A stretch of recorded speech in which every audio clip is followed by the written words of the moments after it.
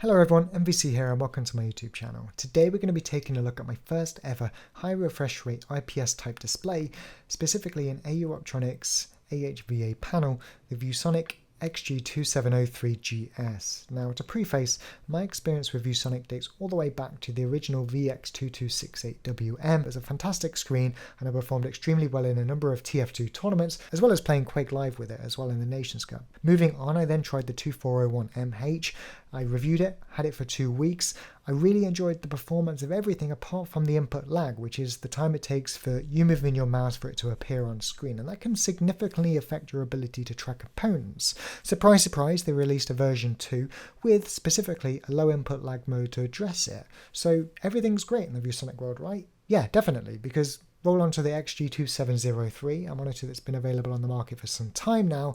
There's already a bunch of comprehensive reviews available from reputable websites such as PCmonitors.info, and they've reported this monitor has next to zero signal delay, and ghosting wise it's keeping up with the best of the TN panels as well. So naturally I had to try it, so I reached out to Viewsonic and they've sent me a 2-week sample. So let's go ahead, we'll jump into a quick monitor overview, have a look at the on-screen display and the features on offer, and consider whether it's worth your money to go IPS over the cheaper TN variants. So as I mentioned, the XG2703 is a 27-inch WQHD display with a depth requirement on your desk of just over 10 inches, so that's the back of the base to the front. It's a very standard looking screen with green accents that enhances it for some and might detract for others. It definitely doesn't hinder the use of a webcam on top of the screen, however, like some of the reviews have suggested. Now the bezels are what most would consider to be of a normal thickness, larger than some of the competitor 1440p displays, but I'm led to believe this helps reduce the strain on the edge of the panel and thus reduce the risk of backlight bleed and help keep IPS glow in check. And I'm happy to report my panel and sample has no backlight bleed and next to zero IPS glow. Only when you're sat right in front of it do you see a subtle touch in the lower right, and only is this visible when all the lights in the room are off. Now, the monitor itself is VESA compliant for 100 by 100, and in terms of the included stand, it's designed for ergonomic comfort and productivity, with some bonus benefits that help us competitive players too. It has height adjust, pivot adjust, tilt adjust, and swivel through a plate beneath the base, which isn't exactly optimal, but at least possible. I would prefer to be able to rotate above the base. Now the benefit I'm referring to is the ability to place a keyboard over the base at an angle. So where table space might be an issue and you need to rotate the keyboard slightly, or if you've gotten used to that, you'll be able to do that with this base, unlike some of the other more fancier stands where that's just not possible. Now all of this is great of course if you're traveling to an event anyway. With different table heights and chairs you're going to always be able to find the most comfortable position to play. On the right side of the monitor you can find 2 USB 2.0 ports, and underneath the monitor are downward facing inputs and include 2 USB 3.0 ports, an upstream connection, and your DC power input. Now it does require an external brick that you get with the screen. Again, this is a 165Hz 1440p display, and obviously they want to keep temperatures as low as possible. On the other side you can find display inputs, DisplayPort 1.2, and then HDMI 1.4 for your consoles and stuff, and a 3.5mm jack.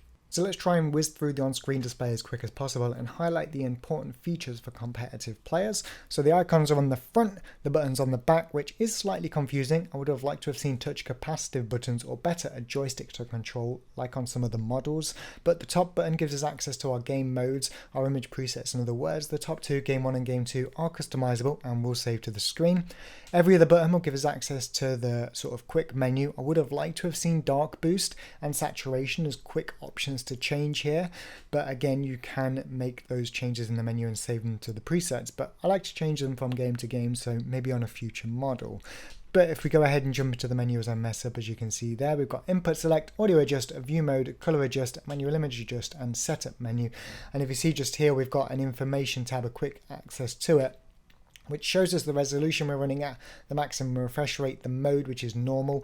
I've got G-Sync disabled right now because currently there's no way to lock FPS in Quake Champions. And as you may or may not know, and I definitely recommend checking out Blur Busters, you want to lock your FPS 2 or 3 below the maximum refresh rate to avoid introducing input lag. And that's another reason why 165Hz or higher is great, because you can lock G-Sync at a higher frame rate and therefore reduce input lag. Otherwise, the more FPS the better to reduce that as much as possible. So big fan of this screen and having that feature.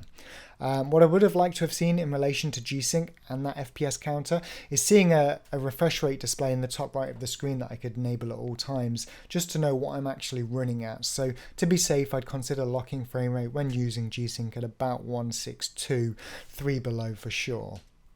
If we go back to the main menu in the first selection, audio adjusters for our inbuilt speakers, they're okay, definitely better than most.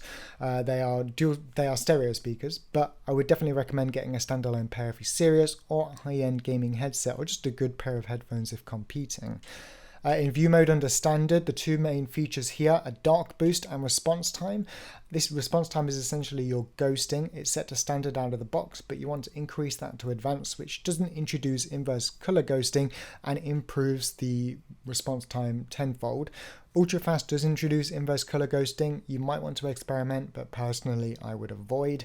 And dark boost, which is a highly requested feature from Counter-Strike players. You've got 3 levels and it's designed to increase the brightness in those dark areas without affecting other areas of the image.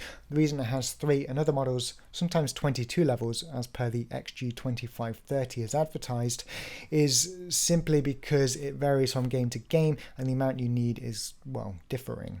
So definitely experiment in game with that. If we go back and go down to color adjust, the important one here again for CS players, and you want to combine this with dark boost, is saturation. This is essentially your grayscale. So if I go all the way to the bottom, you may see in the background that we've gone grayscale, and all the way to 100 will make us really oversaturated. I tend to, if I'm using digital vibrance in the NVIDIA control panel, only go slightly over, and I'd probably set this to about 115 with some combination of dark boost for games like CS and Quake Champions, which will help increase visibility. Other things here to note is you've got full access over RGB colors, 6-axis color, but again, it just looks fantastic out of the box, so I wouldn't really worry about making too many changes. It's just important we've got dark boost and saturation. Manual image adjust, here you get to overclock to 165Hz. You do get a warning saying that it might overheat, but I've had no problems and it's really hot in the UK right now. So for me, I just leave it at 165 all the time. And another important point here, if I go back, is scaling mode. We've got 1:1 fixed aspect ratio of full screen. So if you want black bars, you're going to be able to do that here, which again is another great feature for CS players in particular, or even Quake. And then setup menu, we've got a bunch of things here. What I want to point out is the power indicator. I've got it disabled on the base right now. I would have liked to have definitely seen it integrated with G-Sync. So go green when G-Sync is enabled, maybe red when ULMB is enabled, even though that's very obvious, and white all the rest of the time. But hey, you can do that and you get a few colors, red, green and blue.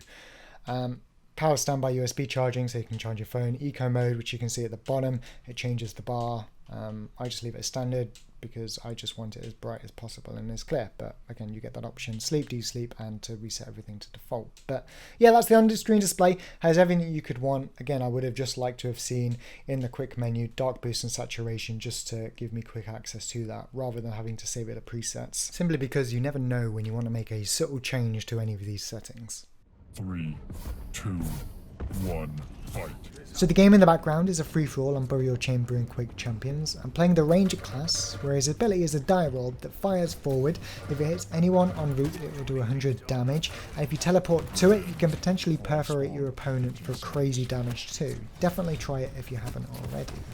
But I wanted to take a moment and discuss the competitive gaming experience on the Viewsonic XG2703-GS, which was one of the first high refresh rate, high resolution IPS-type displays on the market, meaning it has crazy good viewing angles of 178 degrees both horizontally and vertically, meaning no matter where you look, to the sky, to the ground, below you, to the left, to the right, you get a consistent image throughout with no darkening, meaning there's never a chance that you can potentially miss an opponent hiding in the shadows. And combine that with things like dark boost and saturation, it just adds for a fantastic experience that you can tweak as and when required. But I knew going into the review that it had crazy low input lag based on PCmonitors.info's review, which is also linked in the description, and you should definitely check it out. And I also knew that the response time was keeping up with the best of the 144Hz TN panels. Now, I obviously can't compare to a 240Hz screen, I'm sure that will definitely have an edge, but as far as 144Hz TN, and this 165Hz IPS goes, you'd be very hard pressed by to notice a difference. Only on test UF though, if somebody held a gun to my head and said, is there a difference, would I maybe argue a TN is ever so slightly faster, but in practice you can't notice that difference, and I'd even argue that it's a lack of inverse color ghosting that I'm seeing more than it is a sharper image on a TN screen.